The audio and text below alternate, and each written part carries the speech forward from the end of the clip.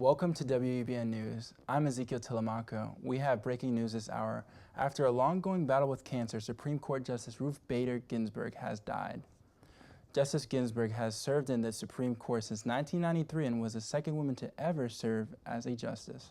Ginsburg led the court in a historic 5-4 decision to legalize same-sex marriage in 2015. She was also a champion of women's rights and upheld cases dealing with women's health. Her death gives President Trump another appointment that could give the conservatives a 6-3 majority in the Supreme Court. She was 87 years old. The Trump administration approved a $13 billion in additional aid to help rebuild Puerto Rico following Hurricane Maria. White House Secretary Kayleigh McEnany said in a statement that the investment will directly address electrical and education systems. McEnany also claimed that the grants exceed the total public assistance funding in any other disaster aside from Hurricanes Katrina and Sandy. There are suspicions that the additional aid was an attempt to appeal to Puerto Rican voters who moved from Florida after the hurricane. Now let's go to Kerrigan Knowles for the latest in politics. Thanks, Ezekiel. 173 Democratic lawmakers are calling for a federal investigation at an immigration detention center. A nurse filed a whistleblower complaint in relation to unsafe COVID-19 work practices and a lack of medical care at the Georgia facility. The complaint alleges immigration detainees were routinely sent outside the detention center to receive hysterectomies and other surgical procedures without their full understanding or consent. Homeland Security has yet to respond to calls for an investigation. The CDC is rolling back its controversial claim that asymptomatic people do not need to be tested even if they have been exposed to the virus. Reports suggest that the original guidance came directly from the Health and Human Services Department and was not scientifically reviewed prior to being posted on the CDC website. Critics say this incident has threatened to undermine the credibility of the CDC at a time where national case numbers are still on the rise. Former President Barack Obama plans to release his memoir after the 2020 elections. The memoir, titled A Promised Land, will cover parts of his early political life and his presidential campaigns. Barack and his wife Michelle say the memoir will give readers a sense of their personal and political journeys. The memoir is set to be released around November 17th. That's all I have for you tonight. Back to you at the desk. Thank you, Kerrigan. Hurricane Sally has claimed the lives of 3 people as it continues to wreak havoc in Alabama and Florida. It is now downgraded to a tropical storm, bringing heavy rains over the Carolinas and Virginia. Flash flood warnings were in effect for the Carolinas, with rainfall ranging from 2 to 6 inches. Over 200,000 people in Alabama and 190,000 people in Florida are without power. Officials are asking residents in these 2 states to shelter in place and avoid calling 911 unless the situation is life-threatening. Meanwhile, a Category 4 Hurricane Teddy is expected to cross near the Bermudas on Monday. In the Gulf Coast, a tropical depression is also being monitored.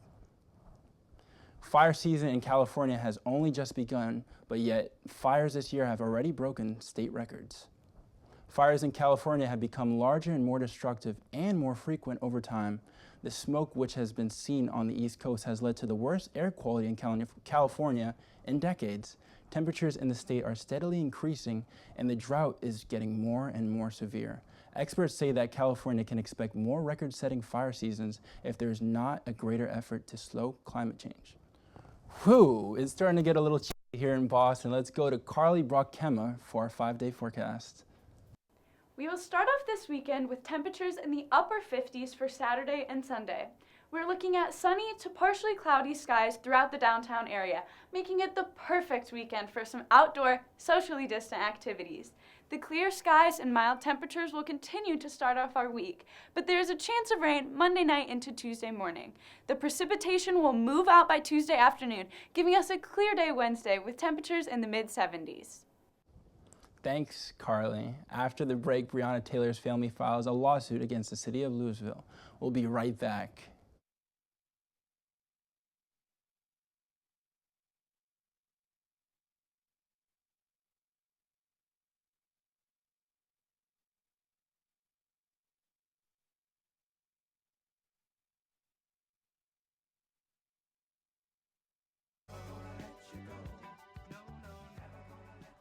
Here you go. Thank you. Thank you.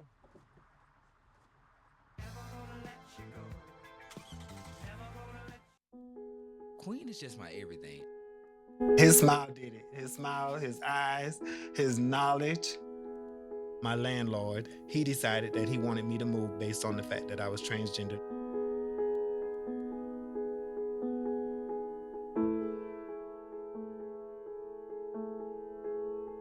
Let's just respect people in everyday life for just being human.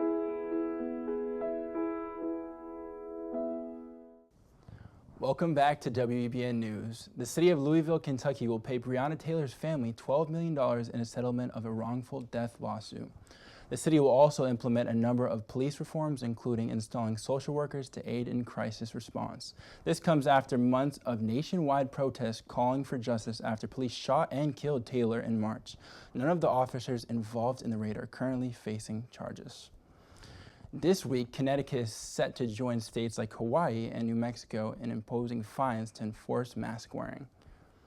Governor Ned Lamont has stated a $100 fine will be implemented for those who fail to follow the guidelines.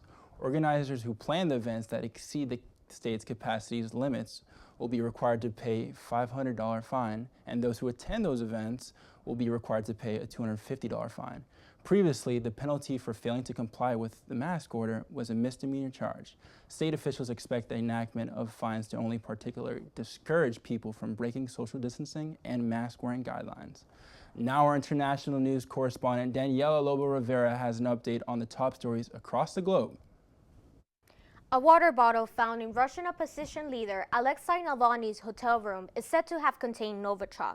In an Instagram post, Navalny's team said that German investigators found Novichok in the hotel room located in Tomsk, Serbia. Novichok is a class of several advanced chemical agents developed in the former Soviet Union in the 70s. The Kremlin has insisted that there's no definite proof that Navalny was poisoned. Navalny was taken to Germany for treatment and is expected to make a successful recovery. Barbados wants to remove Britain's Queen Elizabeth as its head of state and become a republic, the nation's government said. This would revive a plan that has been discussed several times in the past. Barbados Governor General Sandra Mason said that, quote, Barbadians want a Barbadian head of state. Buckingham Palace said that the issue was a matter for the people of Barbados. Peru's President Martín Vizcarra would face an impeachment hearing. This comes after the country's constitutional court rejected his appeal to delay congressional efforts to remove him from his post. Lawmakers voted last week to impeach Vizcarra due to moral incapacity in a case involving alleged irregular contracts worth $49,500. Vizcarra or his lawyer must face Congress at a time where Peru is in the midst of an economic recession and one of the worst outbreaks of the coronavirus. That's all I got for international news. Back to Ezekiel. Thanks, Daniela. The parent company of Boston Sports Club filed for bankruptcy protection on Monday. Town Sports International operates 185 gyms across the country and owes more than $23 million. The New York-based company is currently involved in 3 lawsuits and has received over 1,700 complaints about high fees. Boston Sports Club is expected to stay open while the company seeks to settle its debts. Now let's go over to Claire Overton with the latest in sports. What's new, Claire? The Big Ten announced on Wednesday that football will return October 24th. The vote was unanimous for each team to play 8 games in 8 weeks, with the championship game December 19th. Players will be having rapid COVID testing, cardiac testing, and antigen testing every day before being able to attend practices. The chancellor and school presidents originally voted August 11th to not have a season due to concerns of COVID-19. If tested positive, players will be removed from practice and isolated for 21 days after the initial positive test. With football starting up amid the coronavirus pandemic, many stadiums are not allowing fans. Kansas City and the Chiefs agreed to have 22% capacity within their stadium. A fan who was in attendance of the game last Thursday tested positive for COVID-19 the day after the game. The fans sat in a group box while viewing the game, forcing 10 other attendees to enter a quarantine period. All tests taken by players and coaches after the game came back negative. And Tom Brady took the field for the first time in his NFL career in a different jersey than the Patriots. Despite having 239 yards and running for a touchdown himself, the Buccaneers lost to the Saints 23-34. The New England Patriots show that they can rally behind their new quarterback, Cam Newton, and their win over the Miami Dolphins. Over the course of the game, the offense had a combined 357 yards while also making some mistakes, allowing the Dolphins to stay in the game. Brady looks ahead to his next game against the Carolina Panthers on Sunday, while the Patriots are looking for their second win against the Seattle Seahawks. Back to you, Ezekiel. Thanks, Claire. Coming up, Boston has a new candidate for the 2021 mayoral election. We'll be right back. They call me Maxie, but I prefer tripod. I was your above-average four-legged homie, and then wham, bam, minivan. Some people pity me. Now that's lame. I still run, fetch, and swim. And the ladies love me. I'm the ultimate wingman. Just don't ask me to high five.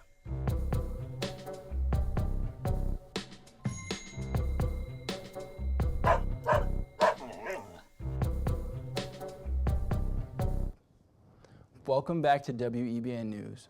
Boston City Councilor Michelle Wu announced Tuesday that she is running for mayor. The 35-year-old politician is running on the campaign slogan, Boston for Everyone. Wu has been a strong critic of Mayor Marty Walsh during the time at City Hall. She criticized Walsh for the way that he handles funds that were allocated to address racial inequities and the coronavirus pandemic. Wu also highlighted a small number of the women and minority-owned businesses in Boston. Walsh remains largely popular ahead of the 2021 election. He has yet to announce if he is running for a third term. Cambridge police are investigating Lieutenant Sean Lynch after finding racist statements on his alleged personal Twitter account. Lynch posted negative and derogatory statements directed towards U.S. Representative Anaya Presley, the Black Lives Matter organization, and Democrats. The Cambridge Police Department said it's aware of the, quote, deeply disturbing social media statements and is investigating the matter. Many of us remember one of our first real responsibilities as kids, returning our library books on time. One former student from Illinois returned a book as he checked it out to its home, even if that was 40 years overdue.